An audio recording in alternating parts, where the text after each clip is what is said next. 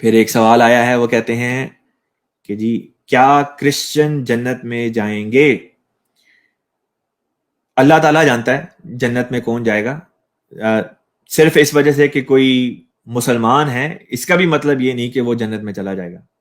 اللہ تعالیٰ مواخذہ کرتا ہے، اللہ تعالیٰ سوال جواب کرتا ہے، حساب کتاب لیتا ہے. جس کے اعمال اچھے ہوں گے اس کے بارے میں پھر اللہ تعالیٰ خود فیصلہ صادر فرمائے گا کہ اس کو کدھر بھیجنا ہے. لہٰذا اللہ تعالیٰ کے حضور ہمیشہ گریہ وزاری کرتے ہوئے یہی دعا کرنی چاہیے، اللہ تعالیٰ ہمارا حساب نہ لیو اور ہمیں معاف کر دے اور ہمیں جنت میں اعلیٰ علیین میں رسول پاک صلی اللہ علیہ وسلم کے قدموں میں جگہ عطا فرما. تو کیا عیسائی جنت میں جائیں گے؟ اللہ تعالیٰ بہتر جانتا ہے کہ اللہ تعالیٰ عیسائیوں کو جنت میں بھیجے گا یا نہیں بھیجے گا.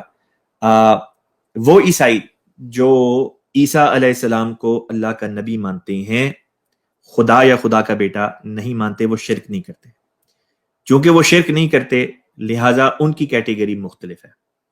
پھر ان عیسائیوں کی بابت سوال آتا ہے کہ جو شرک کرتے ہیں اور کہتے ہیں کہ اللہ کا بیٹا ہے، یا یہ کہ عیسیٰ علیہ السلام خود خالق ارض و سما ہے، وہ شرک کرتے ہیں اور شرک بہت بڑا گناہ ہے.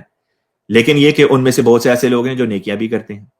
تو اللہ تعالیٰ نے قرآن پاک میں فرمایا کہ جو انسان نیکی کرے گا، چاہے اچھا ہو برا ہو، اس کو اس کی نیکی کی جزا مل جائے گی. جو بھی جس رنگ میں بھی اللہ تعالیٰ جزا دینا چاہے گا وہ دے دے گا.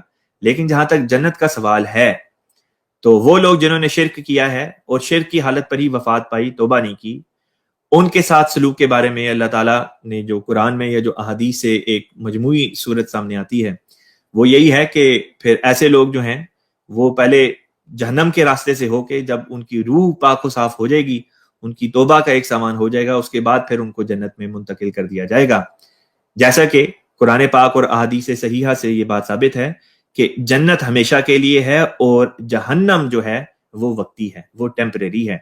لہذا خود رسول پاک صلی اللہ علیہ وسلم کی ایک حدیث میں یہ بات آئی کہ ایک زمانہ جہنم کے اوپر ایسا بھی آئے گا کہ اس کے دروازے کے کواڑ کو صبح کی باد ہوا جو ہوتی ہے، صبح کی جو باد نسیم جسے کہتے ہیں، وہ اس کو ہلائے گی. اور یہ کہنے کا مقصد تھا کہ جس طرح ایک ویران گھر ہوتا ہے اسی طرح جہنم بھی ویران ہو جائے گی، ایک وقت آئے گا.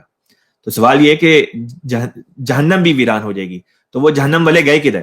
وہ نکل کے اللہ تعالیٰ کے فضل سے، اللہ تعالیٰ کے رحم سے بالآخر جنت میں چلے جائیں گے. تو ایونچولی ایک وقت آئے گا کہ جس میں بہرحال ہر کوئی جنت میں چلا جائے گا، کوئی جلدی جائے گا، کوئی بعد میں جائے گا.